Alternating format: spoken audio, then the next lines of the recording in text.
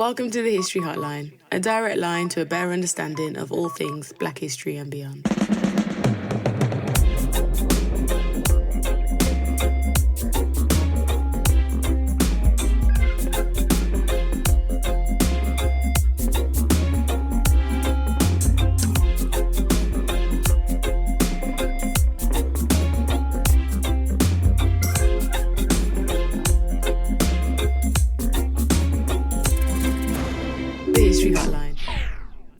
Hello everyone and welcome to another episode of the History Hotline. My name is Deanna Lincook and as always I will be your host today. Now today is quite a special episode. It's an episode that has been a long time coming and actually would have probably been in your ears earlier this year. By earlier I mean as early as January 2024, had it not been for several technical, legal, political challenges that we faced along the way in putting out an episode such as this. We are thinking about immigration, as we do a lot on this podcast, and I am joined by a special guest who will join me in interview later on in this episode, Hannah Gaffey, who was first on this episode in episode 14 and has been a long-time friend to me and of the show, supporting in its many endeavours over the years that this show has been running.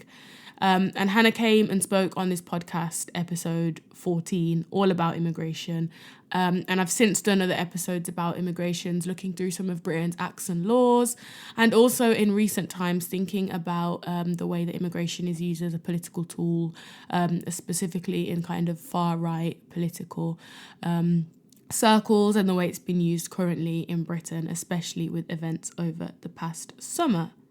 So all that being said, Hannah was travelling to Jamaica last year, November 2023, where she was on a plane that she realised a man was being deported. She was flying to Jamaica from London and realised the deportation was about to happen. And so this episode will be about what happened, what she did when faced with a 9-hour flight with a man on the back row being restrained by 6 security personnel. We speak about the aftermath of that as it happened last year, November. There's nearly a year of distance between the event and now. The media's response to it, the far right's response, some of the things that she had to deal with in her personal life and online, the hatred, as well as the support. And also kind of context of immigration in today's society, in the context of this new government we have and some of the laws that they're bringing in and some of the laws they're getting rid of from the old government in regards to immigration. And this idea and this framing that immigration is a problem and something that needs to be solved and stopped and removed, as opposed to looking at it with any kind of positivity. I am here in this country as a result of immigration, as are many of you that are listening and many of the people that you might know in your life. So yeah, an interesting all-round episode. I am going to introduce Hannah. Hannah's going to introduce herself actually. And then we're going to get into kind of what happened and the aftermath, but there will be clips in this episode that come from earlier this year and last year. Some of the storytelling is from the time because, as I said, we recorded this episode multiple times and due to different technical and legal issues, we just didn't feel that it was right to put it out. We couldn't put it out at certain points, and so here we are talking about it in October 2024. But I am joined by the incredible Hannah Gaffey. Hello! Welcome! Thank you. We were joking earlier, for the audio listeners, I don't think there'll be any video listeners, I'm wearing a gaming headset, which is my partner's gaming headset, to record this episode, so I look deranged, actually. But You look like you would be better placed. You look like, the people that are going to, signal the plane off. Yes. From the tower with all the big headset, the muffler earphones, and we're going to have the flight 9071 going off to Barcelona. Yep, that can go now. Off you go. That's me. Go. Well, speaking of flights, no. Hannah, tell us a little bit about yourself, who you are. For those who haven't listened to your first episode on the History Hotline, tell the people who you are and what we're going to be talking about today. Yeah. So the first time I came on, we spoke a bit about like immigration policy in general in the UK and historically. Because at the time, I think I just finished my master's degree, which was my like master's project was about people seeking asylum in the UK and their access to services, for example, higher education, because I did a degree in education. So I have like a general interest in immigration, like in general, but specifically in the UK and specifically people who have come to the UK as refugees or asylum seekers. So that's kind of me, and I'm very left wing, so that can Nice. sometimes get me into trouble, which I guess is why we are here today. Absolutely. There is nothing wrong with being left wing. If you're going to be left wing anywhere, this is the podcast for it. So do not worry about that. So, Hannah, essentially, as the story goes, or as maybe if you're listening as a member of the general public who is somewhat in tune with things that happen in the world, you may or may not know. I think maybe may not actually. I think unless you're tapped into certain media outlets, right-wing media outlets, I actually don't know how far this story would have reached. And actually it would be quite interesting if you are listening to let me know how far, if this story reached you at all. But essentially, Hannah, you were boarding a flight last year, November, and you were heading from the UK to Jamaica. And once you were in the kind of boarding area of that flight, you realized that a deportation was going to happen on this flight. Yes. And that's what we're going to be talking about today. Now, as I said, we really did record this episode a while back. And so we're going to take that kind of original recording of Hannah telling the story of what happened on this flight so that you can kind of understand what happened. And also, I'm sure she remembered it better back then in January than she would do now, like Absolutely. 9 months down the line. Brilliant. So let's roll the tapes.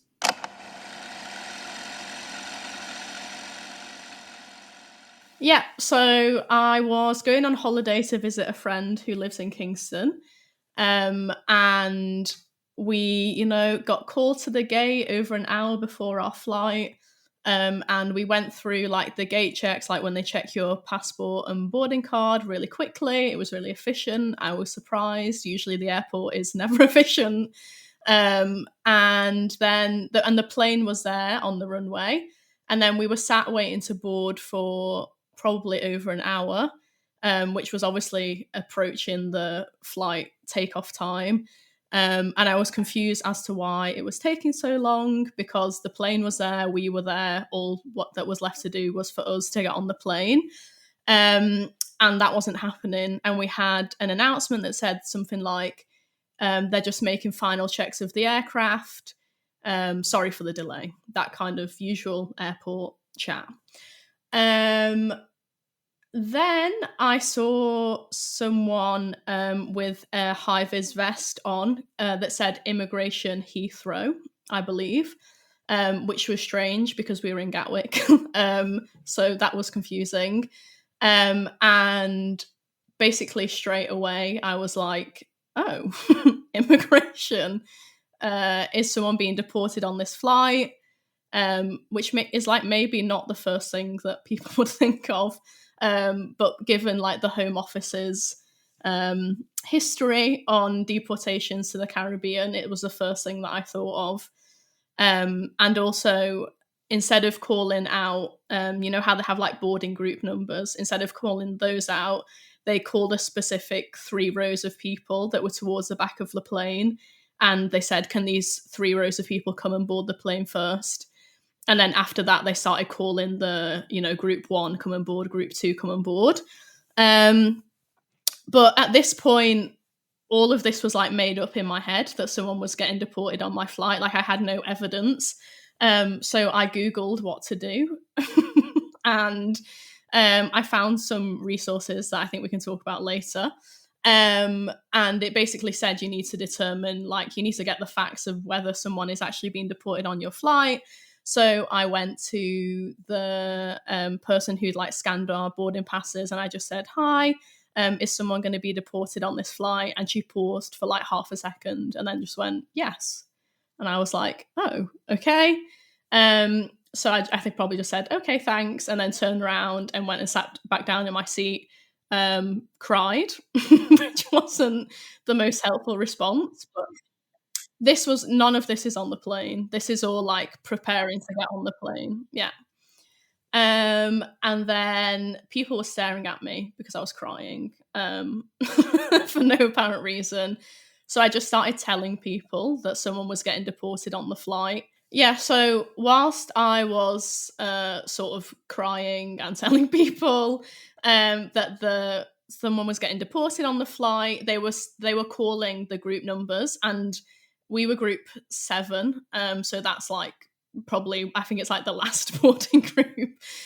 So I was just like waiting for the boarding groups to be called, but at the same time I didn't really want to get on the flight, because I felt like I was then supporting the deportation by getting on the flight. But then I also realized that if I didn't get on the flight, then there's like no one else knows this is happening really, except me and like a couple of people who were sat around me, and who had said, obviously I told them what was happening. So then I called one of my friends who's like familiar with the hostile environment, and I needed to call someone who would like give me advice basically. And we just chatted for a bit. This is also while I'm like stood up getting ready to board the plane. And we just agreed that I needed to like get in touch with a mutual aid group or something that like already works on like trying to stop deportations. So I called one of those, and I just said, like, I don't really know why I'm calling you because it's too late. Like, I'm about to step on a flight where someone's getting deported. But I'm just letting you know that this is happening. I'm in Gatwick. This is a flight number. We're going to Kingston. Like, I just told them like the basic facts. And then I got on the flight. And when I was, when you're at the door of the plane and you're in like the little tunnel thing, to the right there was someone with a Home Office high-vis jacket on, kind of standing there with his arms crossed, like just staring into space, looking very serious. And I was like, okay, it's definitely a deportation if the Home Office is here. And what I'd read online is from a organisation called Lesbian Gay Support the Migrants, LGS Migrants, and they have this campaign called See It, Say It, Stop It, I believe. That's what the campaign is called, and it's about stopping deportations and what you should do. And they basically advised in those sets of instructions that you should just let as many people as possible know that a deportation is happening on the flight. And you should let the staff on the plane know that you're uncomfortable with like the fact that this is happening. So as soon as I got to the plane door and there was a member of cabin crew there, I said to her, is there someone being deported on this flight? She said yes. I said, can British Airways guarantee the safety of this person upon their return to Jamaica? And she said, this is nothing to do with me, basically. I'm just a member of cabin crew. This is the Home Office. Like, this is not my responsibility. And I said, okay. And then she referred me to a member of ground staff at Gatwick. And I asked the same question.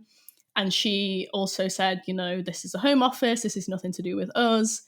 But he's sat at the back of the plane, so you can go and talk to him if you like, but I wouldn't recommend it because he's not really a happy bunny. And I was like, right, okay, not sure what that means, but cool. I also might not be a happy bunny if I was being deported. So at this point, I then walked to my seat, which is also at the back of the plane because I was in economy. And I went to the back, and obviously at this point I was probably like 8 to 10 rows in front of the person being deported, who I now know he's called Lawrence, so I'll refer to him as Lawrence from this point onwards. I could see him, and he was being physically restrained by 6 members of staff. At the at that point in time, I was like, are these Home Office staff? I don't understand who these people are. He was being restrained by these members of staff, and I've since found out that it's usually like a third party, like security company who does these, like the physical handling of people. And it's usually a company called Mighty, but it's been G4S previously as well. So he was being physically restrained, and obviously he was saying things like, get off me, don't touch me, that kind of thing. And once I got to my seat, I said to the people around me, this man's been deported. They're planning on pinning him down like that for 9+ hours whilst we're all sat on this flight. Do you think that that's a good idea? So I basically went with the less of the human rights side of the argument, but more of the logistically, is it a good idea for 6 people to pin somebody down for a 9+ hour flight whilst there's hundreds of us, thousands of miles in the air? And people were kind of like, oh yeah, no, that doesn't sound like a good idea. There were some people filming. There was a few of us stood up and just sort of watching what was going on. And then eventually everyone sat down, apart from me and one other man who was in the row behind me. And the cabin crew were obviously coming up to us and telling us to sit down. The cabin crew were also telling the people who were recording not to record and put their phones away. Why were they telling you not to record? Was there a particular reason? I think it's a general privacy thing, because I've actually noticed that on some planes now, they do when they do the safety instructions at the start of the flight, they also do an announcement like, please do not record people, which I actually agree with, because I've been in the background of TikToks before from just walking around London. At this point, I can't really remember the exact order of events, but me and this man behind me, we stay standing up and we say you can't do this, why is there 6 people holding this man down, that kind of thing. And the cabin crew were like, just sit down. Obviously at this point, other people were getting agitated, because if you stand up on a flight, they can't take off. You need to be seated, obviously, with your seatbelt on. So people were getting annoyed and then would say stuff like, oh, well, they'll just put him on the next flight anyway. Or someone a few rows in front of me were like, he's probably a criminal, so, just sit down and shut up, basically. At that point, I was quite concerned that both of us would get thrown off the flight ourselves. Also because what the head of cabin crew was like, she actually said this to me. It is not word for word, but she said something along the lines of, if you're not careful, you'll be deported in a minute, which I thought was interesting, because I was like, are you deporting me to Manchester? I don't where am I? Where am I going? It was pretty rogue. But I just turned to the guy behind me and I was like, I'm sure you don't want to get kicked off this flight. I don't want to get kicked off this flight. They're making moves now to remove us. So yeah, you need to decide what we're going to do. Because it's basically I didn't want to sit down. He didn't want to. But it was if we're going to do it, we're both going to do it together, kind of thing. Yeah, that makes sense. Definitely. And he was just not into the idea of sitting down. So it was actually really me who encouraged him to. And I felt like basically a coward at that moment. But I was like, I'm going to see my friend and I really want to go. What should we do, kind of thing. So eventually we both sat down. We drove around the runway for a bit, and the head cabin crew came to me again and was like, you don't need to concern yourself with this man or what's happening to him. And I was like, right, but I have eyes and ears, so I am going to concern myself with someone who is saying, please, get off me, don't touch me, and is being physically restrained by 6 people. So I had a chat with her for a bit and said, logistically, how is this going to work? Is he going to be pinned down like that the whole time? What if he needs to go to the bathroom? What if he needs medical assistance? What is the deal here? And she was like, of course he'll be able to go to the bathroom. And the medic is over there, like, with him. And I was like, oh, right, okay. I was like, can you identify the medic to me? And she was like, yes, it's the woman. And the woman was one of the people who was physically restraining him. Oh, what in the world? It's literally, it's not funny, of course, but how ridiculous. Ugh. Yeah. So I was like, right, okay. So at this point, I was just sat there feeling like not great, to be honest, because I was like, nothing has been achieved here. Like, he's going to be deported. Like, maybe I should have just let someone drag me off the plane. Like, I was like basically reconsidering all of my life choices at this point. I was like, I've really just not done like what I intended to do. But it was obviously like quite a high pressure situation. Yeah. So then, we're driving around the runway still, and at some point the captain gets on the like radio and does an announcement. He said something along the lines of like, a passenger safety is like very important to us at BA. Somebody at the back of the plane needs to get off. Oh, plot twist. And I was like, what? It was something like that. It was something that like did not describe at all like what the actual situation was. The people at the front of the plane would not have had a clue what was going on, based on like, these announcements that they're making, like, sorry about delay, there's last minute checks of the aircraft, someone needs to get off the plane. Like, it was all just very vague and just not transparent at all. The plane stops, the captain makes the announcement, and I turn around and Lawrence is stood up, and all of the people who were restraining him are also stood up. Like, no one is looking like angry or upset, which is like obviously not been the case in the past however long this has been going on for. Like, it was a very high pressure situation, and now everyone's kind of like stood up, smiling like nothing had happened. And then within like 5 minutes, everyone, like all of that group of people, gets off the plane. Lawrence said like, thank you everyone, before he got off the plane, and people clapped, like applauded. And I was like, okay, so people, like, even though everyone was like being a hater initially, like, people are actually happy that he got off the plane. And then we obviously had a delay because we'd missed our slot, which we would have missed anyway because it took the staff over an hour to get him on the plane. So we would have missed our like original flight time anyway. So there was a little delay, but then eventually the plane took off as planned. When we had like the extra delay, I think it was like the captain said we're going to take off in 45 minutes. So because I knew that we weren't going anywhere, I rang detention action and gave them an update like that Lawrence had got off the plane. And they said to me that like they might try and put him back on the plane. And I was like, what? I was like, sure, like even like logistically, that just doesn't make sense that they would try and do that all over again, given like, Literally.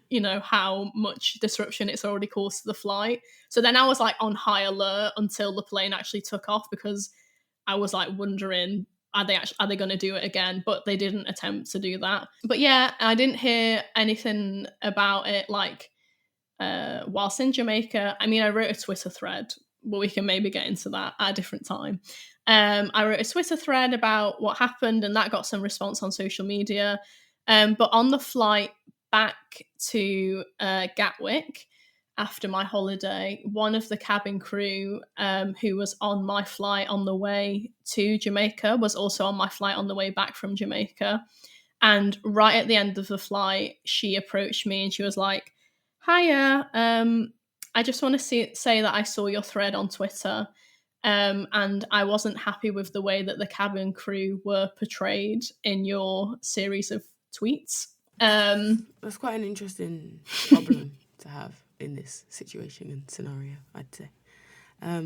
Not necessarily what I would take issue with, but yeah, we have to laugh. Yeah, she was not happy with the way that cabin crew were portrayed, and she was saying like, again, this thing of like, it's not anything to do with us. Like, she was like, I personally was like really upset with the fact that our flight was being used for a deportation, and I'm not a fan of the current government of the UK, but like, we're just all doing our jobs. This is how I pay my rent, like that kind of thing. And I think I said something like, well, you could get a new job. But I don't know.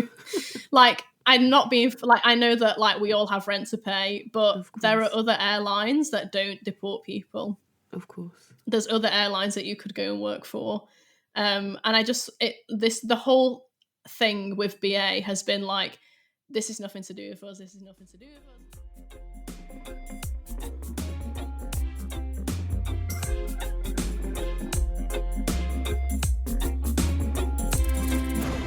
The history hotline. So, Hannah, kind of thinking through, what happened when you went to Jamaica and you saw who we now know to be Lawrence Morgan on that plane about to be deported, being physically restrained by 6 people. And you might have noticed actually that I didn't really say much in that recording, and that is not very true of me as the yapper that I am. And actually, one of the technical issues we had is that my audio was completely warped in the file. And so there might be bits where you kind of hear a pause where I did ask a prompt or a question. But also it cut out some of my own questions and my commentary. So I kind of wanted to ask you a few questions, essentially in the kind of lead up to this play. And it would seem based on your, interest in immigration and your kind of past background and your studies and the things that you've kind of worked on. And you came on this episode in the past talking about immigration. It was crazy to me that you were on that flight.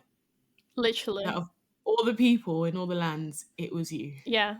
I mean, and that is an online conspiracy theory. Like, there's a guy who replied to one of my tweets who said, like, I believe absolutely everything you're saying, apart from the fact that you were accidentally on this flight. He's like, there's no way. And I mean, I haven't replied to like anyone on Twitter. Like, I haven't even replied to anyone who sent me like a positive message. Yeah. But I get so frustrated when people say these things because I just have a mate who lives in Kingston and I wanted a bit of winter sun. Like, I live in Norway and it's like dark 24 hours a day. So I wanted to go and like see Jamaica. Like, I wasn't actually trying to stop anyone from being deported.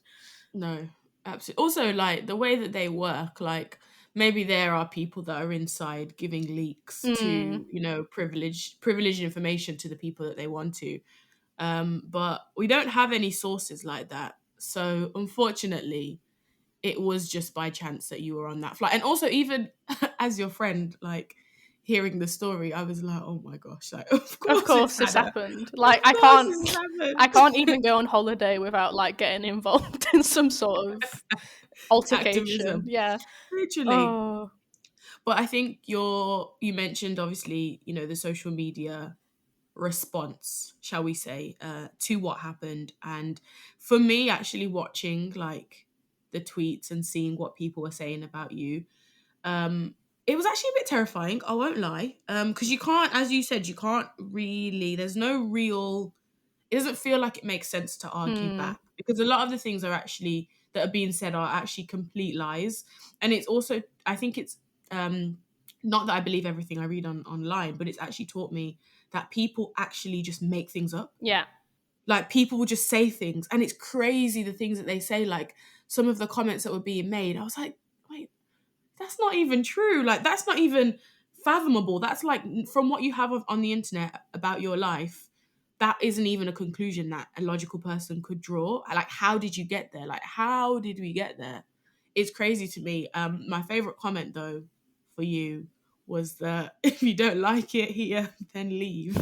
Like, she doesn't live here. I actually already left, so Literally. yeah. I think also that is maybe why a lot of people have a problem, is they're like, why are you interfering in stuff that is to do with the UK when you don't live here anymore? And it's like, well, you people love the ideas of like borders and nation states, and I am a British passport holder, and it just so happened that I used that passport to fly from Gatwick to Kingston.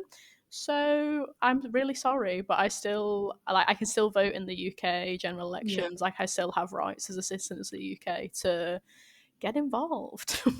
Also, I think that, like, I don't know, call me woo-woo, but surely we as human beings should be interested in other human beings, like, despite what Right? country our passports are stamped on and where we're living. And like if you see a man on a flight being physically restrained by 6 security personnel in a compromising position, knowing that you're about to get on a 9.5, 10-hour flight, I can understand why you'd want to step in. Like, Yeah. isn't that what most people would do?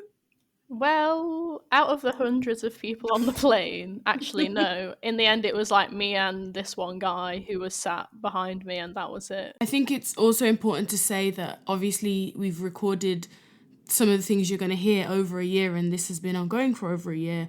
So there are things that, you know, weren't known then that are known now at this point in 2024. I suppose it's good to clarify now that I didn't know anything about this person. All that I could see is that they were being physically restrained by 6 people, as you said, and they were saying things like, "Get off me, you're hurting me, like, don't touch me," which was distressing. Like, yeah, I couldn't see how this was going to run. Like, I couldn't see how they're going to physically restrain someone who's clearly in distress for 9 hours on a flight, and we're all just going to sit here and be like, this is fine, like, it's okay for us to sit down for 9 hours and listen to someone who is clearly in distress saying things like, "Get off me, don't touch me, you're hurting me."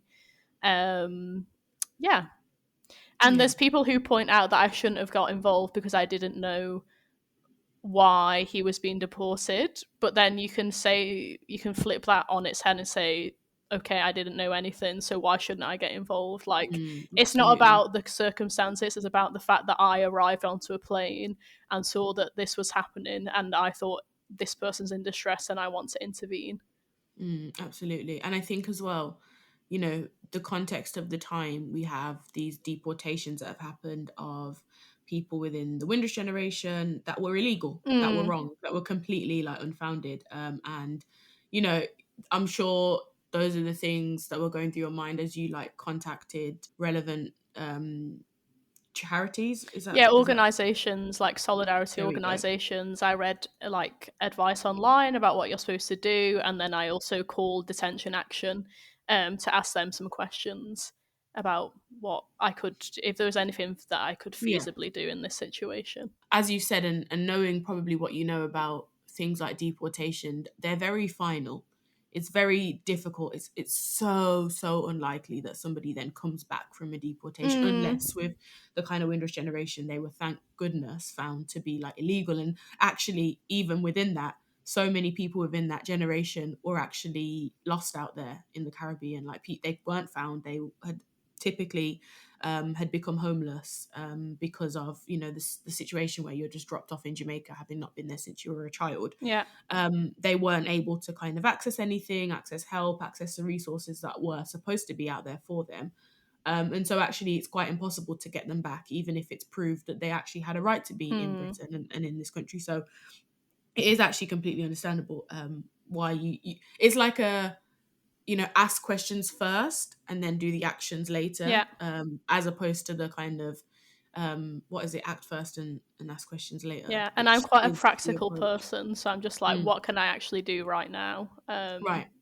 And one other thing I'd like to say is I could hear quite clearly that he had a British accent. I read wrong into the situation because I thought he was from Manchester, but that's obviously me just like trying to pretend that everyone I ever meet is from Manchester. But when I heard his accent, I was also like, this is someone who's either been here their whole life or like a significant portion of their life, because they sound like my mate. Like, do you know what I mean? Yeah, absolutely. Yeah, definitely.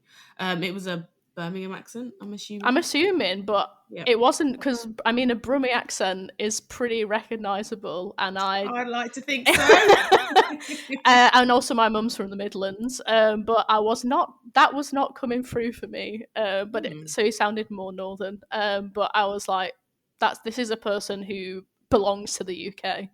Right, absolutely, and has been here enough to have an accent that suggests he's been here for a long time. Right. I want to talk a little bit more about kind of what happened on social media, you know, following the incident. You spoke a little bit about on the plane back and the conversation you had with the flight attendant, of the thread you made on the social media site X. Talk to me a little bit about that. First of all, this is like probably the wildest thing that's ever happened in my life, and I say that recognizing that I'm not the person who was being deported. Like, obviously, it wasn't necessarily a life-changing day for me, but like my adrenaline and heart rate after that, like for almost the whole plane journey, like didn't really calm down. I spent a lot, like at least an hour or two, the first hour or two of the plane journey, writing down everything that had happened, just so that it didn't sort of leave my memory afterwards. And then I sat on it for a few days because obviously I just like got to Kingston, arrived at my friend's house, went around, did holiday things, but then I couldn't like get away. Like I felt like I had to say something because it was shocking for me, and I assume everyone else on the flight, that they even do deportations on commercial flights. Like, I didn't know that, and that's just something, because I'm not read up on it, I didn't think about it. For some reason I would imagine like a plane with like 5 people on taking off, but I guess that's not what they do. So I just felt like people needed to know that this is something that happened, and if it was to happen to them, then there are steps that you can take to try and intervene in the deportation. Like, you have a right as an individual citizen to ask if the person is okay, especially if they're being restrained. Because then I'd started doing some Googling, and there was a guy called Jimmy Mabenga who actually was restrained on a deportation flight, and he didn't make it off the flight alive. So that obviously gave it a different kind of tone for me, and I was like, well, people could lose their lives if the way that they're being restrained is dangerous. So I wrote a Twitter thread, or an X thread as it's called now, just like outlining what happened, and then giving some tips of like different organizations to follow to like know more about this. And that went viral. It like I think it's had like over 3 million views, and I was a bit like, oh, okay.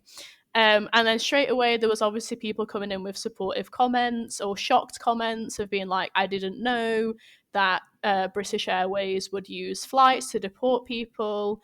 This is disgusting. I won't fly with BA again. Rah, that kind of thing. And then shortly afterwards, there was comments from more like sort of right-wing to far-right actors being like, anything from calling me a stupid girl who doesn't know anything and shouldn't have gotten involved, to other things, trigger warning, saying that I deserve to be raped or killed.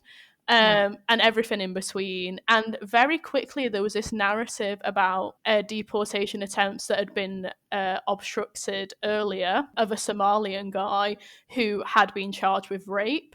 So they basically was like, they had taken that and said, you've stopped a rapist from being deported. And at this point we knew nothing about Lawrence. Like, I didn't even know his name. I knew nothing about him. There'd been nothing in the press. So I didn't know anything about him, didn't know if he was a criminal, like literally didn't know anything. But they took that sort of rape allegation and ran with it. And then, interestingly enough, the Daily Mail, or the Mail on Sunday, published a story about it, and they didn't name Lawrence because his name wasn't out there, but they said, Hannah has stops the deportation of a Jamaican crook shortly after this failed deportation attempt of a Somali rapist. So then, basically, most people online are now saying that this guy's a rapist or a murderer from zero evidence. Yeah, and conflating the two cases. Yeah. And holding you as you are responsible for it seemed like their criminal activity of the Somali guy, as well as the fact that he hadn't been deported, which controversial, but I'm gonna say it. No, I don't think it's controversial, actually. I'm gonna say it anyway. I'm just not of the opinion that countries like Somalia, Jamaica in this case, why they should have Britain's criminals. Like, if I just I get there is obviously immigration laws, and there are what's the word, like what is the word, terms and conditions to, holding a passport or having a visa or being in this country. Like, I understand that, obviously, those are in place. But they're very subjective. It's not everybody that they apply to. It's only certain countries that they apply to. And in most cases, it's countries with black and brown people, if we're going to put it plainly. Why is it that we have someone that is maybe not born here, but completely raised here, schooled here, grown up in this system, socialized by Britain in all ways, then commits a crime in this country from I would argue, their socialization, who then commits a crime, serves time, bearing in mind, in a UK prison, which arguably, if we believe in our justice system, that should be enough. Yeah. Arguably, if our justice system works, then why isn't prison time enough? And if it's not, then, well, what's the point of prison? Is it rehabilitation? Is it punishment? Like, what's the plan here? Why isn't that thing being done? Why then are they given a second sentence of deportation? Yeah, exactly.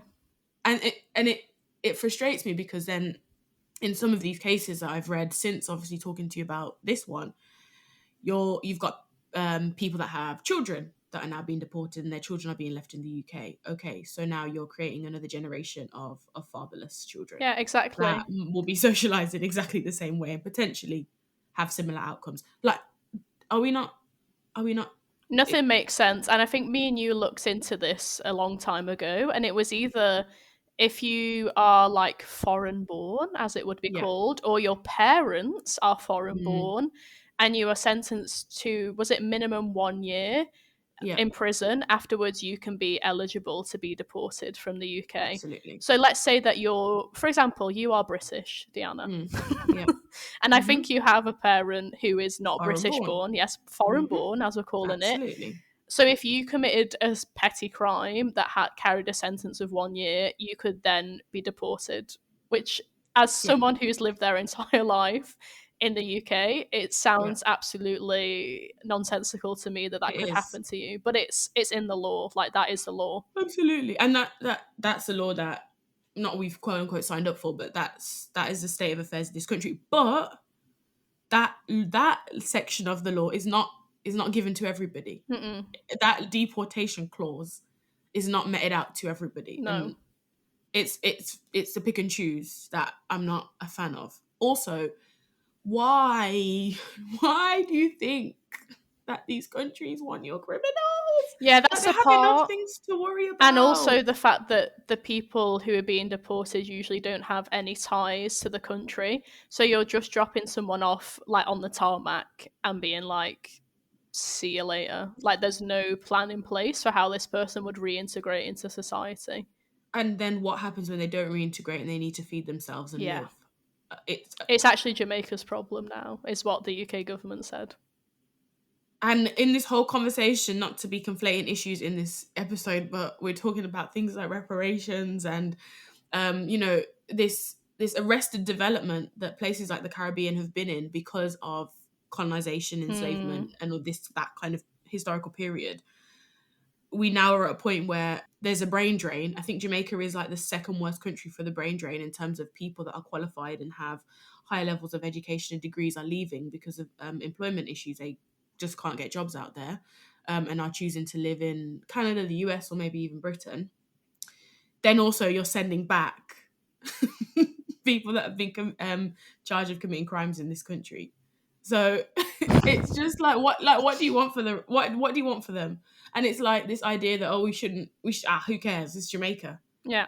But like, you care when you want to go there on a nice holiday and sit in a resort. So maybe that's conflating a few issues, but I do have a problem with that policy personally. And maybe I need to just become a politician to change it. I don't know if anyone's going to vote for me like that. Well, in the current climate, no, actually, no one would vote for that. Not at all. Not at all. Right. So that was kind of what was happening on social media, but did this impact you in actual real life? Like, outside of you being able to just log off? Yeah, I mean, it's also hard to log off. Unfortunately, right. I'm also the type of person who feels like I need to be on, like, I need to know what's going on, because like there's other people who would be like, oh, just don't look at it, but I feel actually more safe if I know what people are saying about me online.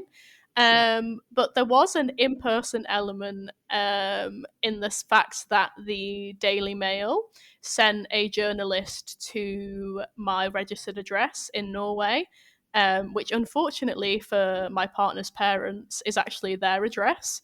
So I was at work one Friday morning, and it was about 9 o'clock, and my mother-in-law called me, and she was like, "Hi, how are you?" And you know when someone rings you, and like in their voice, you can tell that something's wrong.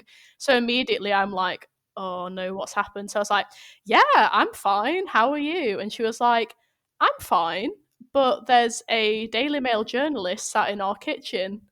And I went, "There's a what in the where in the what?" And she was like, "Yeah, there's a Daily Mail journalist. This is her name. By the way, notice how I will never like out this journalist, and I don't actually know why. Well, there's several reasons why. This is gonna go off on a tangent, but it's because I think that it's a young woman, and I think that they just do whatever their editors tell them to do. Yeah. I don't need to get into a whole thing about how nobody should work for the right-wing tabloid press, but you know, if that's how you want to make your money, that's how you want to make your money. But notice how I have had this person's name for a year now, and I will never just, you know, say it in public.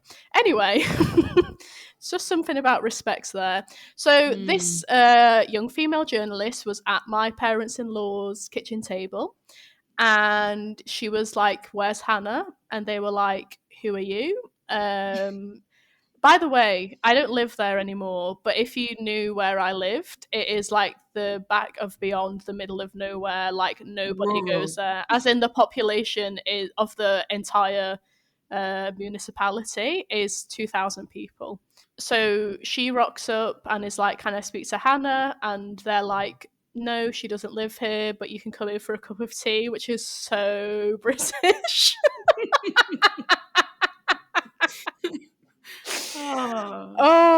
So then so they obviously alert me to the fact that she's there, and I'm like, "Don't tell her where I work, like I don't want to talk to her, like my answer is no comment." So they basically told her to go, but the whole thing was really weird because they were like, "Well, you ventured awfully far to get here," and she was just like, "No, I was just popping round." But nobody pops round, because as in, she would have had to fly to Bergen and drive, like rent a car and drive for 3 hours to get there. So no one is actually popping around. Like you don't, you know, get on a train to Gatwick Airport, get on a plane to Bergen, and then drive for 3 hours by accident. Nobody does that. It's not a pop-in place. No, it's not a place pop you in. can Like pop. I'm not just popping in for a cup of tea. No. Anyway, so then I found this person's details online. I found them on Twitter. I asked for her WhatsApp number, and then I sent a message on WhatsApp saying, "Hiya, you've seen everything I have to say. There's a 30 tweet thread on Twitter/X. I have been severely damaged mentally by the things that people are saying about me online. People think that I should be dead or be raped because of what I've supposedly done. So I would appreciate it if you left me alone." And she said, "No worries, like obviously no harm intended, blah blah blah." And it's like, what else would you intend? Because the thing is these people do have a responsibility to tell you that they're coming to the country that you're living to. You know, what they wanted to do is doorstep me. They wanted me to open that door that day and be so freaked out that they were at my address and that they had the power to do that, that I would tell them something. Like they probably wanted me to say like "fuck off" so that they could write, you know, "Hannah's a very angry person," or whatever in the Mail on Sunday. Yeah. So that's what happened. That was insane. That was insane. Sorry, just for context, when did all of this happen? This happened at the end of November, so it was the same month. It was probably like a week after I got back from Jamaica. They came to find me. Wow. And then you had your feature if I'm correct, in the tabloid press, in two. I've been in the Mail on Sunday in print, Wow. the SUN, which nobody should ever buy. We don't support those people. The Sin, as I like to call it, the Express, and then some lesser known publications that the far right like to read, who shall Right. not be named. Right. And again, in print is crazy, partly because I couldn't tell you the last time I picked up an in-print newspaper. That's probably more about I my can't tell you the generation. first time. Really? A little Metro on the Yeah, bus that's on the actually way to right. school? When we were going to school, we would read the Yeah. Metro because there was nothing Yeah, else to do. and that was more just because, like, it's on my seat now, Yeah. so I picked it up and here we are. Yeah. Anyway, so I can imagine that was quite insane.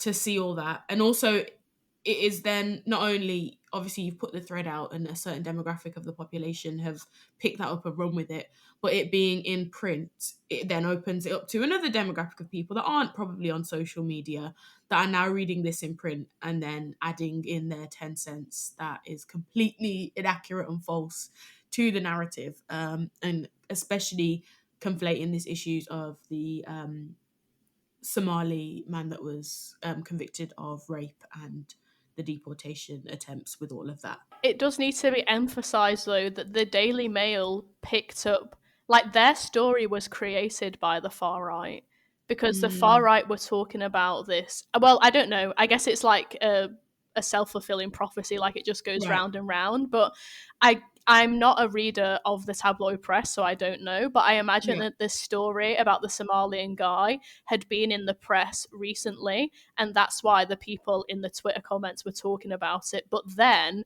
after that, the Daily Mail referred to that story in their story, which I thought was wild that all of these, like, everyone's talking about the same thing. But I guess it's because I'm not in those spaces, so I wasn't No, aware of it. that's absolutely, that's their echo chamber. They're the things that are kind of key newsreel points. But yeah, it is very interesting because it's not like, I think deportations probably happen more than we are aware. And obviously, not all cases make it to the front page or into the newspaper. Some of them happen probably without a hitch and just happen. So, as you've said, it's interesting that that case in particular is the one that's being conflated because there was an attempt and it failed. And because they knew the kind of background of this person and who he was. Now, with the case of Lawrence, they, for a long time, it seemed in the press, and I hated the fact that I had to I didn't read any of the press. I refused to even give it clicks because I think a lot of the headlines rely on the kind of clickbaity titles and they want the clicks, and that's how a lot of media runs these days. And it's really unfortunate, actually, because it's really stopping a lot of really good journalism from happening.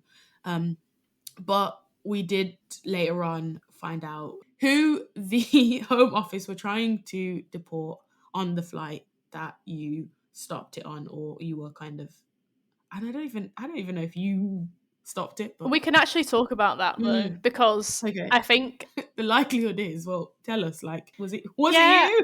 I mean, no, it wasn't me. As in, I sat down, like, me and the guy in the row behind me were like, okay, we're going to sit down because we're not trying to get, like, the police to come and drag us off the flight. And then the plane carried on, like, driving around the tarmac. So I thought, all right, we're taking off now. And unfortunately, this person's been deported. Like, that's it. And then the plane stops and he got off. And I think what's wild is that obviously because the Daily Mail story came out and put me as, like, the poster child, like, I led a mutiny on board, which also, like, is given, like, there was, like, knives and pirates and, like, do you know what I mean? Like, that's not what happened. I thought that he was being deported and then suddenly he wasn't. And I mean, no one is going to believe this, but I'm going to say it anyway. The journalist from The Guardian that I've been talking to for a really long time about this was sat on a delayed train from London to, I think, Manchester, and ended up sitting next to a guy who was like, oh, I can't believe this is delayed. Like, I've literally just got off a flight from the Caribbean. I'm a pilot, rare. And she was like, oh, interesting. Like, do you know about this deportation attempt of Lawrence Morgan? And he was like, yeah, I was the captain on the flight. Bruh. And she was like, are you joking? And I assume I wasn't there, so I'm just telling you what I've been told. But she was told that it was ultimately his decision to, for Lawrence to be taken off the flight. I assume for safety reasons, because when I turned around and there were 6 people restraining him, none of those people had seatbelts on. And as far as I'm aware, you should have your seatbelt on for the plane to be able to take off. So yeah, and in my thread, I didn't say that I was responsible for the plane stopping. I just talked about what happened, and in the thread, I said that the plane was driving around the tarmac, and I thought, oh well, we're taking off now. So the fact that the Daily Mail decided that it was me and only me, Hannah Gaffey, is actually the pilot. I am the captain now. Do you know what I mean? Like, it is me. That's what they said. So the only people who've been peddling this lie that I was a person responsible for stopping the plane is the Daily Mail. And it's interesting that as the way that they printed as well, the article in print was like pictures of you in like the picture of you was bigger than the picture of the plane. It was like the Hannah show. And considering you weren't being deported, I just felt it was very interesting that you as were the in focal they said point. that I'm bigger than a plane.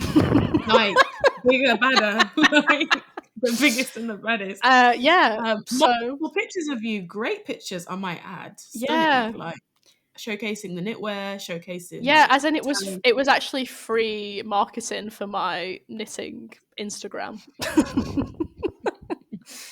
I love that. But yeah, it was, the conflation was wild, and it just literally like plays into the hands of that group of people, into the far right, into kind of this idea that one person that's trying to, stand up for what they think is right in this situation is to blame for all of Britain's crime and immigration issues. That it was me. like and it there is never, even if we pick a politician, pick our least favourite one, there's never one person to blame for any of Britain's issues. It is long-term policies, changes, shocks and turns of the climate and whatever else. So the fact that they had conflated that with you was disgusting, actually. And it's actually crap journalism, if you ask me. Not to say that I'm the world's best broadcaster, but there's a level and there's a limit. And they clearly just cross it every time. But we know they do. And that's why we don't engage with papers like that and fund them and click them. And in fact, actually, top tip, if you don't want to engage with them, literally block and mute them on your social media. That's all a good their one. pages. I've blocked and muted them also. It's actually funny that I wasn't actually seeing on my Twitter the backlash that you were getting in full, because I had all of those pages blocked and mute. And I remember having to painstakingly unmute some of them to see what was happening.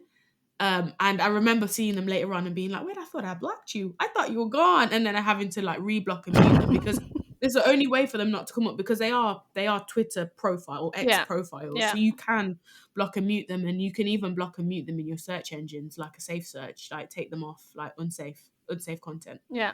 Also, if they ever run a story about you and use your photos from the internet, you can get money for those, because they're not allowed to use them because they don't have the copyright. And it doesn't matter how many emails you have to send, you will eventually get your money. You can just say that you're going to take them to the small claims court, and then they're like, oh, no.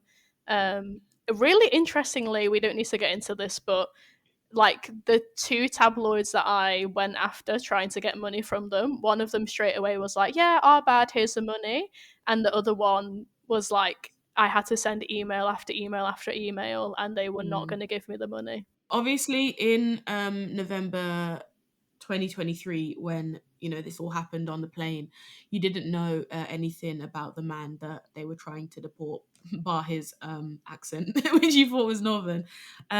Obviously, now we know him to be Lawrence Morgan, and it has come out that, and I think probably early this year, 2024, that he had convictions for firearm and drug offences. And so, when did you find all this out? I think the night before the story came out, it was another story on, it was either in the Mail on Sunday or the Daily Mail, and it was actually the front page story. So Mark Hookham, the editor, contacted me the night before, and I think I was at work. And he was like, "Hiya, this is being published in the morning. Like, here's some questions, just giving you an opportunity to respond." And I didn't respond because I've spoken to like PR people who I know from uni, and their advice when dealing with the tabloids is just to not say anything because they will twist your words. So I didn't even reply saying no comment. I just ignored the messages. Also because I don't know why they were trying to make the story about me when Right. it was they were just revealing Lawrence's crimes basically. But that story also revealed that he came to the UK when he was 6 years old, and has been, living, studying, working in the UK since then. Like, grew up here. Yeah. That which would have been, I believe he was 27 at the time, so 21 years in the UK. The first 6 in Jamaica. So yeah, I guess it speaks to what kind of I was arguing before about the fact that people are kind of raised in this country, socialized in this country, take on all the values, good and bad, of this country, and do whatever they choose to do next. But then are sent to Jamaica to, quote unquote, be dealt with. Yeah, and I guess, I mean, I don't know what his sentence was. Again, all of this information is available online if you want to Google it. But he, as we spoke about before, he would have already been in prison. Right. So the Yeah. deportation is like an extra punishment just for the fact that he wasn't born in the UK. Absolutely. And that's, I think that's probably one of my biggest issues. It's like a double punishment. I think it's quite interesting at the way that, as we've said, the kind of far right pick up this story, and then we kind of get into summer 2024, the election, where 14% of voters voted for reform, who are, in my eyes, a party that's kind of run on an immigration ticket, and very little else. I don't know what their policies are about the environment. I don't know what their policies are about education. I don't know anything else. All I know is the things that they say about immigrants, and immigration.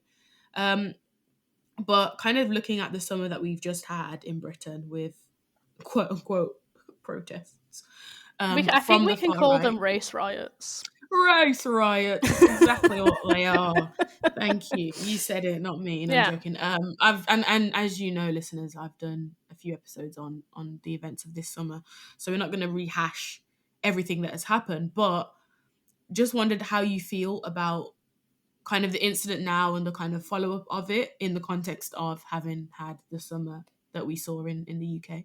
I think there's not been enough condemnation from political leaders about what's happened, and it feels like we just forgot about it. Like, it was almost a full month of people just sort of going wild and doing whatever they wanted on the streets. Yeah. And I think before we get into it, I'd also like to flag that for the families of those 3 little girls who were murdered, this does nothing for them. Like, if anything, they're going to look back at these events, when it's the anniversary of their deaths every year, and think, oh my goodness, like, I can't believe that we had to deal with people in our names, because the people who were going out and bricking mosques and setting fires to asylum seeker hotels were doing that in the names of those 3 little girls, and the families have openly condemned that behavior and say that they don't agree with it. But imagine being those people, and every single year that's what you're reminded of. And like that being the legacy of your daughter's death, and it being such a tragic thing. And I hate the fact that, to a point, I even forgot that's where it started, because it spiraled so much. And actually we should have been having vigils, and there were, in the kind of immediate aftermath for these young girls. They should have been really, really remembered in a really peaceful, to kind of counter the tragic way they lost their lives. But actually it was turned into this farce, because, as you said, it does nothing for any of them. People were basically like, I've got a vigil at 5 p.m, but at 8 p.m. I'm going to go and brick a mosque. Like, that is what people were doing.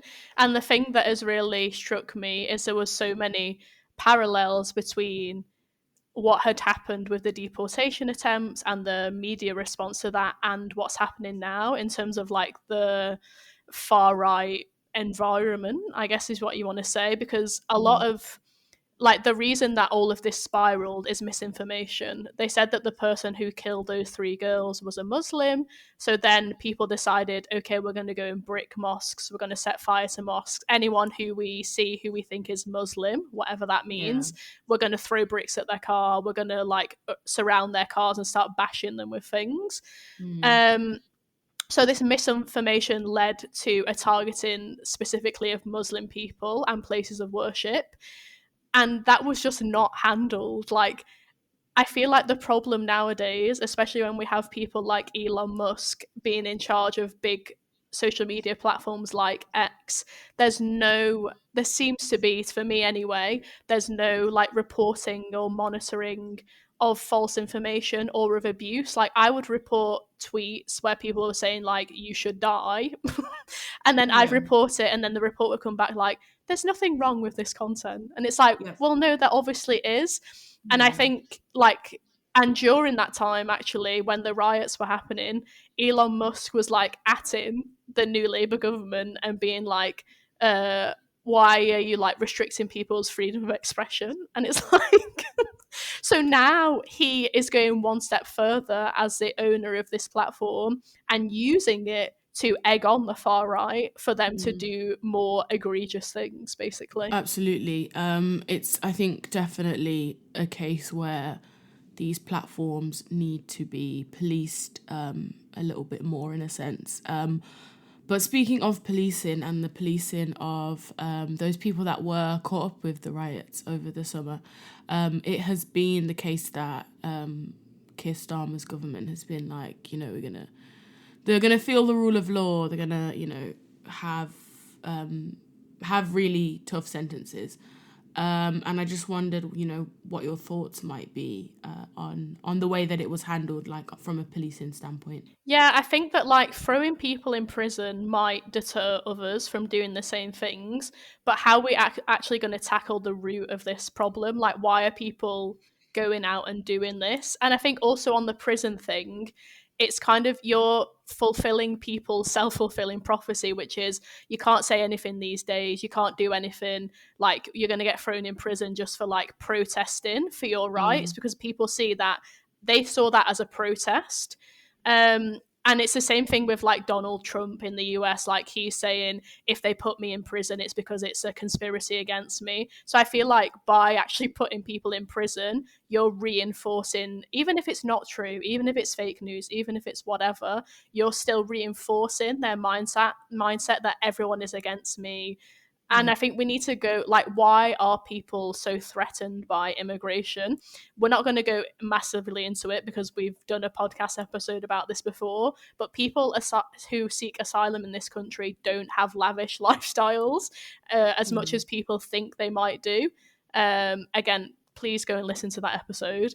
So, yeah, I think the thing is, all of this is caused by misinformation, because what we've talked about previously is that people, you know, asylum seekers get to live in hotels, they get this amount of money each week, they get this, they get that, they get more benefits than, you know, ethnically born British people.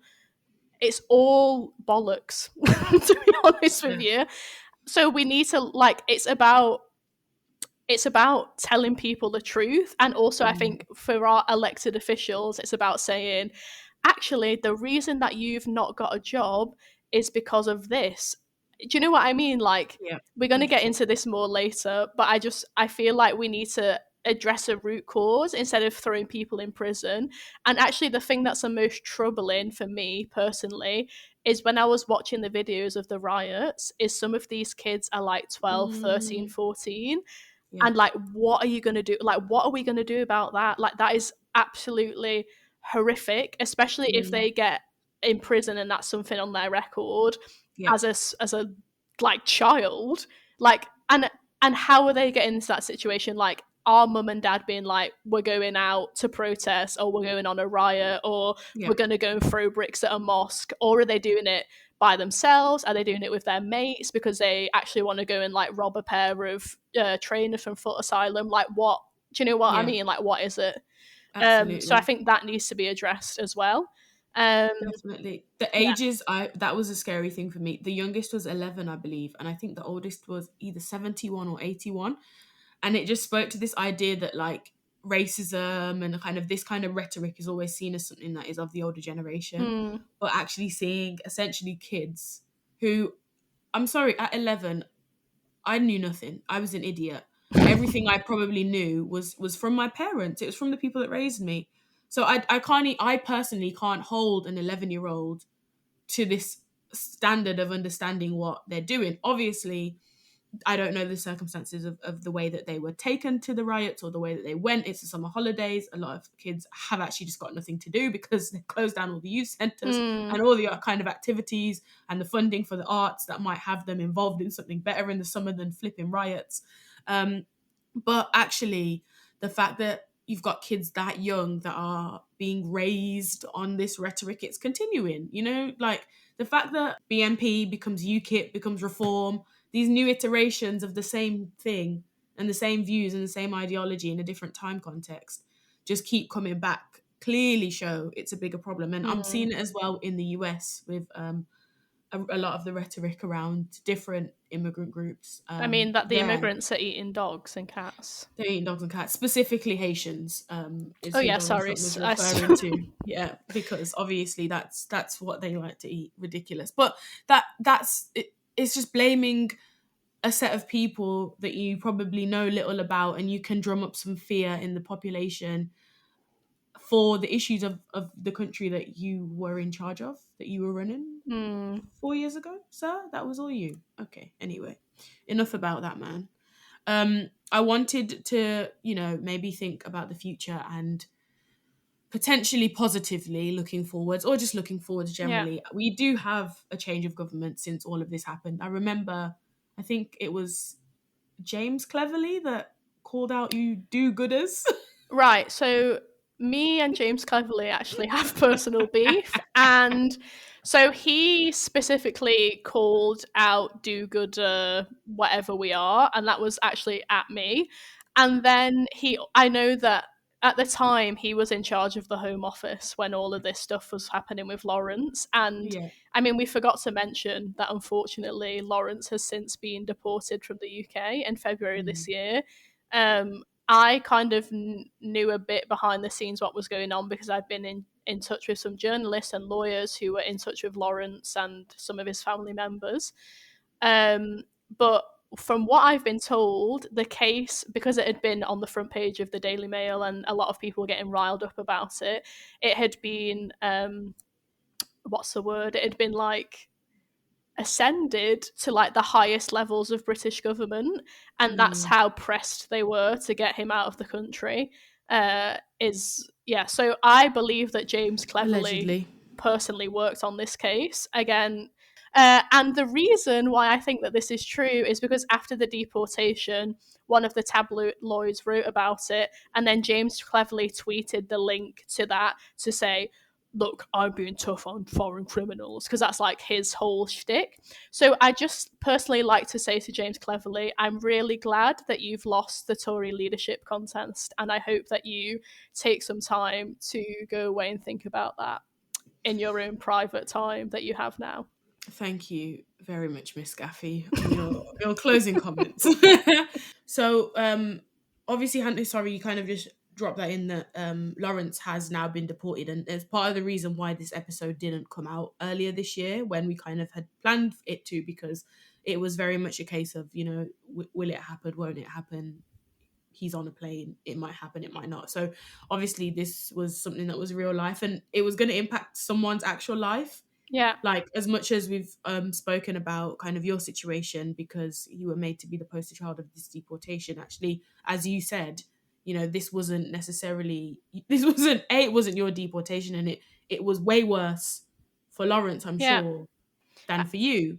Exactly. But yeah. And these deportations, no matter what the circumstances are, destroy people's lives. Like, imagine you've come to a country as a 6-year-old, it's all really you've ever known, and then you're dropped into another country, in this case Jamaica, where you don't have any connections, and you Yeah. have, no job, no anything. So Yeah, in February this year, Lawrence was deported, and the Home Office used a North Atlantic Airways flight. It wasn't to Jamaica. It wasn't to Kingston, was it? I can't remember. Was it to like Montego Montego Bay. Bay? Yeah. Yeah. So they used a holiday flight to Montego Bay to deport him, and they got the armed police involved. So there was armed police um,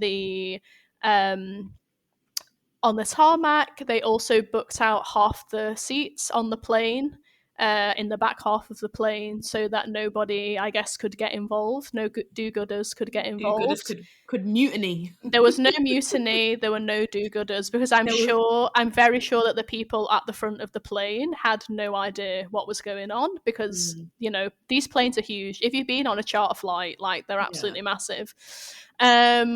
So yeah, he was unfortunately deported, and me and Deanna watched the flight take off on like one of those live flight tracker things, and he's been in Jamaica since then.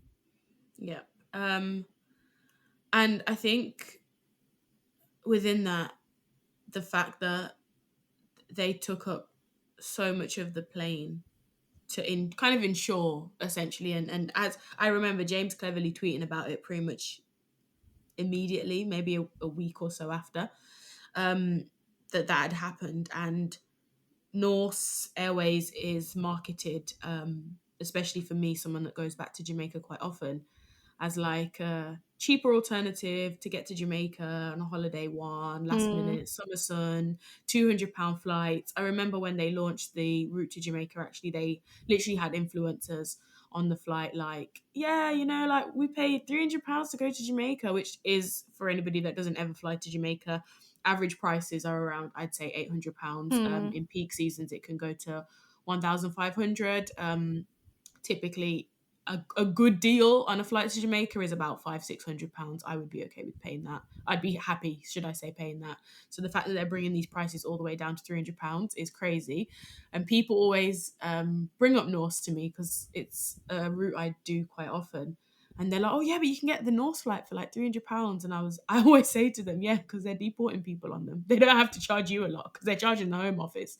And we haven't actually spoken about how much it would cost the Home Office to book out half a plane. Yeah, I actually can't even do the maths. That's a lot of thousands. Right? Hundreds of thousands, because we haven't even counted the cost that they're charging these private security companies.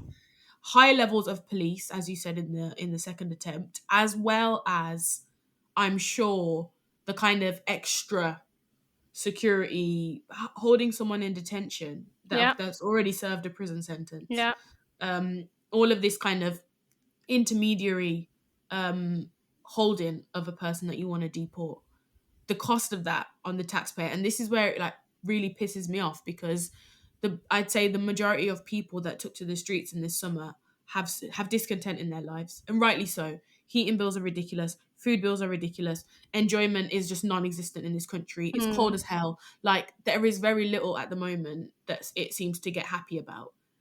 And all of these things, if you want to point a finger, an immigrant is seemingly the easy place to point your finger. Yeah.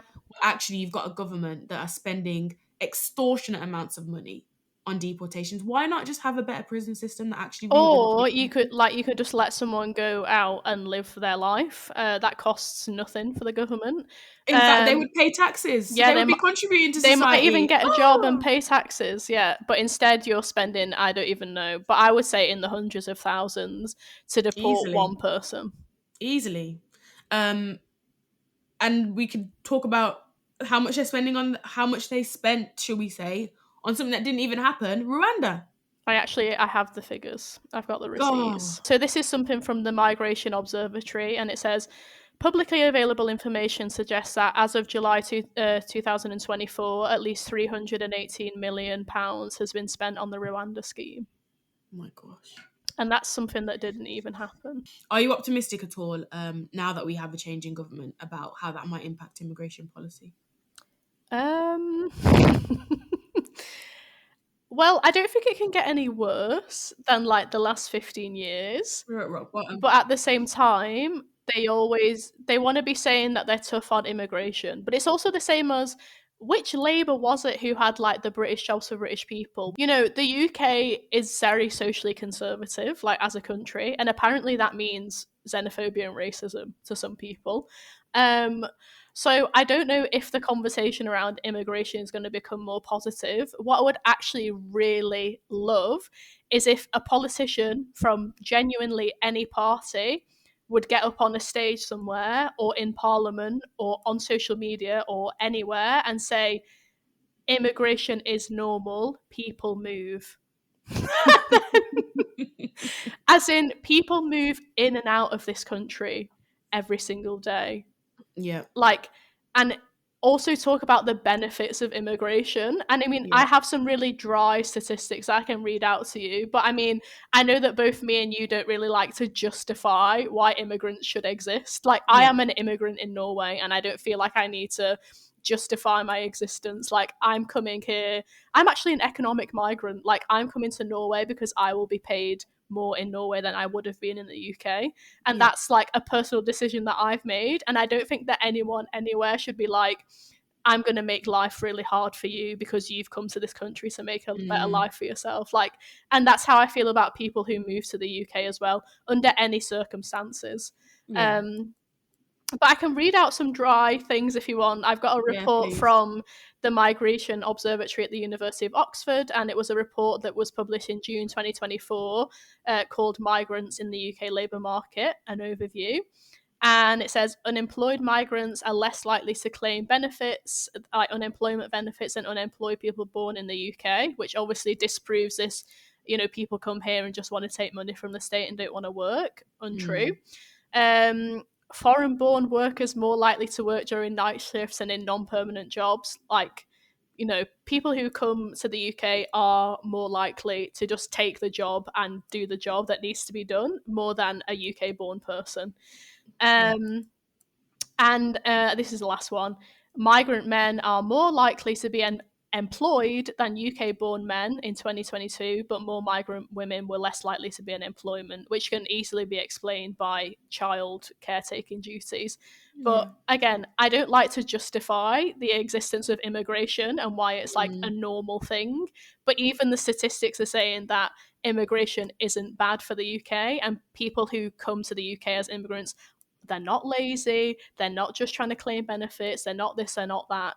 Yeah. So I would actually just like, instead of I feel like in the UK, the entire conversation about immigration is stopping immigration, reducing immigration, getting rid of it. There's Yeah. no conversation to be had, apparently, about how it's fine. Like, it's Yeah. fine that people move. Yeah, absolutely. What's that other quote about, like, We are here because you were there. Is it yeah, that one? that one. We are, unfortunately. And even though Clement Attlee said when the Windrush arrived that they won't even survive a winter, 3 generations later, we're still here, suckers. We're not going anywhere. Like, Britain Is is that like, Britain is brown, does Britain that is mean black, like Britain is mixed. black people can't survive the cold? What was that? Is that what?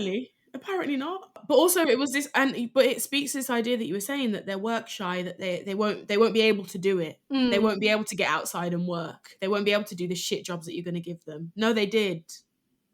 They did Actually, and held and we're up still like here. the NHS and other public services. Anyway. Meanwhile, But as you've importantly said, and I will stress, like, I hate the contribution conversation. I hate it. Like, Windrush Day. Oh, the contribution of Caribbean migrants to Britain. I hate it. I hate it so much. Like, what? We're humans. why can't Labour people output. just exist? Like, why can't people just exist without having to like prove themselves? Exactly. I want to talk about something that's a little bit worrying. Okay. Which is obviously one of the things that Labour first did was scrap the Rwanda plan, which, you know, the bar is in hell, but that's a good first step. And I think, as well as it being completely inhumane, like, why would you process people who've applied for asylum in the UK in Rwanda? It doesn't make sense. It was completely an unworkable solution. And as we've discussed, it was a huge cost to taxpayers, and then it never actually happened. So they have said that, which is good. Like, we're getting rid of the Rwanda plan. They keep doing this thing where they talk about cracking down on criminal gangs, and this is in relation to the gangs that operate across Europe and elsewhere, getting like smuggling people who are usually asylum seekers into the UK, for example. But like, no one is ever going to stop coming to the UK. Like, it does not matter how many criminal gangs you crack down on. Like, you put someone in prison and then like their brother or their mate will come in their place. Like, do you know what I mean? Like, that's a bit of an unworkable solution. What we actually need to do is get is have a legal route to asylum, because currently that doesn't exist. I have another thing from a report, and it's that as of April 2023, only 22 people have been resettled in the UK under Pathway 2 of the Afghan Citizens Resettlement Scheme, otherwise known as the ACRS, which launched in January 2022. This is currently the only open route for resettlement for Afghans not already in the UK. And what I'm basically trying to say is so we don't need to just go into this. There's another podcast episode on this, but if you want to claim asylum in the UK or any other country, you have to have 2 feet on the ground. Like, you can't apply from outside the country. So if there's no legal route, like, how are you going to get, like, we live on an island, so how are you going to get onto the UK other than by crossing on a boat? Because usually people who are fleeing war and conflict don't have all their papers in order to, like, for example, now in Gaza, like, how are you going to the embassy? The answer is you're actually not. It doesn't exist. So you have to cross land borders in order to get out. So what I would like to see, because this bill that came in last year, the illegal migration bill, as it's called, or the so-called illegal migration bill, as some people call it, that basically removed like people's rights to seek asylum in the UK. So what the UK government now, that is led by Labour, needs to do is to go back and look at that legislation and basically peel it back and say, okay, regardless, people are going to arrive in this country regularly or irregularly. I'm using air quotation marks because I don't really believe in irregular or illegal migration. But okay, people are still going to cross the border and arrive, so what are you going to do with them? But what's quite interesting is Keir Starmer has been to see Giorgia Meloni, the Prime Minister of Italy, and also the leader of the Brothers of Italy, which is a party with neo-fascist roots. And the UK has sent £4 million to Italy to support their crackdown on irregular migration. So they're going to send their people, they're migrants, as we're calling them. They're going to send their migrants to Albania. So they're also doing offshore processing, and it's actually an idea that's like sweeping Europe. And in general, Europe is becoming more right wing. In a lot of cases, it's becoming very far right, and people are becoming very insular and just wanting to shut off their borders. Like Germany announced like a week or two ago that they're shutting off there's not really going to be free movement into Europe anymore. So Schengen is also, I don't want to say getting shut down, but Schengen is being reduced. And then France have said, oh, Germany are going to do more checks on the borders and not have free movement. We're going to do that too, because we're allowed to, because they've done it. So I think like basically it seems like everyone's becoming very insular, and it's not very like, let's all hold hands and love each other. It's very like, I'm an independent person, I'm an independent country, you know what I mean? It's like, don't actually, like, we're not doing collaboration, we're not doing working together, we're all just going to be on our own. And I think, as we can see, the things that are happening in the world today mean that really we can't all just be our own individual people. Like, we all need to love and care for each other.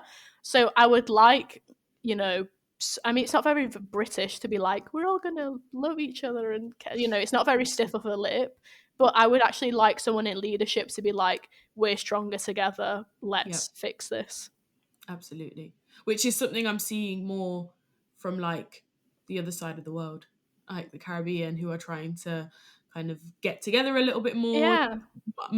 In most contexts, to kind of beat the kind of impact of climate change, especially in that region. But as you said, there are so many things. I'm touch wood we don't ever, but pandemics, like, will we see them again? Climate change and the kind of issues that flooding and all the natural disasters that are going to come because of that, as a result of that. We need global systems that we can work through together. And as you said, this kind of like ethno-nationalism, I think it's called. I've been doing my reading, and this kind of idea that, you know, countries are for one specific group and everybody else just needs to make it work there or get out, if you can even get there, is not really an approach that makes sense to me personally, and maybe you either. We've spoken a lot. Yeah, I'm sorry. The editing is actually going to be wild. No, it's okay. We've spoken a lot about a lot of important things. We've spoken a lot, I want to say, about a few different types of immigration. Yeah, and I know that I make it confusing because I always want to talk about like illegal immigration. So maybe we have gone through different types of immigration. There are obviously on case by case bases why each of these have different outcomes and require different like strands of the law. So whilst we have kind of jumped between immigration types today, obviously understand that they are different, and not to conflate them all, but I think they all speak to one bigger issue of immigration as a whole, which is why I think it's fine for us to speak about them kind of together, as much as they are different, very much different. But yeah, I don't know if you have anything more you want to add to this episode. That might be 2 episodes because we've said so many things. We've said so many things. No, I think what important things? I think last time when we recorded this in January, I said that everyone should register to vote, but we've done that now. So. But I think coming back to like the riots this year, one thing that I think is really important, and I say this all the time to people, so Deanna's probably heard this like a million times, and that's fine, but it's that we have to call out any type of discrimination, whether it be like racism, xenophobia, transphobia, etc., when we see it, even if it's like a small thing and people say that it's a joke, haha, because like I'm sure that if you're listening to this, you have that one uncle who like, you know, shares stuff on Facebook and you're like, oh, like that's that's actually not funny, like it's a meme. Like I've seen like memes of Rishi Sunak when he became prime minister, and it was like the House of Parliament as like a Londis or like a corner shop, basically, because they're being like, you know, Asians can only run corner shops, like they can't run the country. And like even small things like that, which is, I don't want to say that it's not very offensive because it's not true, but it's not like, it's not using a racial slur, for example, but I would say it's a microaggression and it's discriminatory and it's disgusting. I think we have to be the people who don't necessarily call it out, because I've learned from experience it doesn't work, but say like, I will comment on stuff like that and say, oh, like, why is this funny? Like, I don't get the joke. And then people obviously can't explain why it's funny. So I think we need to be like standing up for these things, even in the small things, because by creating a culture where like, have we actually created a culture where it's okay to brick a mosque? Like, that's concerning to me. And I think maybe if in those communities there's people who's like when someone makes a racist joke is like, oh, I don't get it, like, why is that funny? Like, and that kind of thing, I think we just have to stand up against people who are being bigoted, basically. Yeah. So that's my end note, and that's my piece of advice, is like, and I also know that it's not easy, like not all of us have like Guardian reading parents who are like super #woke or do-gooders or whatever, you know, people want to say. Like, we have very different life experiences, and it's hard when everyone around you is saying things that you completely disagree with, but at the end of the day, like, you just have to stand on your business and like say what you want to say, and I think instead of coming at it from a point of like, you can't say that that's really wrong, you can say it really upsets me actually when you say those things, and coming at it from like an emotional angle, and maybe that works, maybe it doesn't. Maybe. I guess it depends on your family or yours. But I think you're right. Calling things out. You know, if you're uncomfortable, if you're uneasy, say something about it. If you want to do something about it, do something about it. But also, I will add to all of that.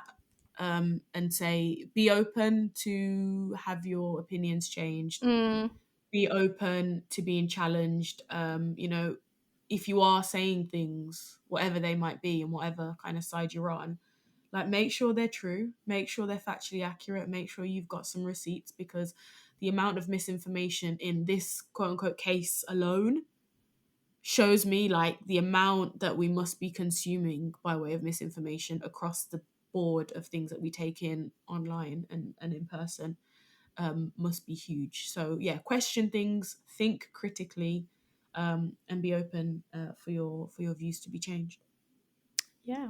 Thank you so much for listening. If you did want to listen to Hannah's first episode, it's episode 14 of the History Hotline. This will Wow, be that is like an OG episode. it is. You were the first ever guest. You were. Wow. And you might be the last ever guest. But yeah, thank you so much for listening. I hope you all have a wonderful week. Bye. Peace out. See ya.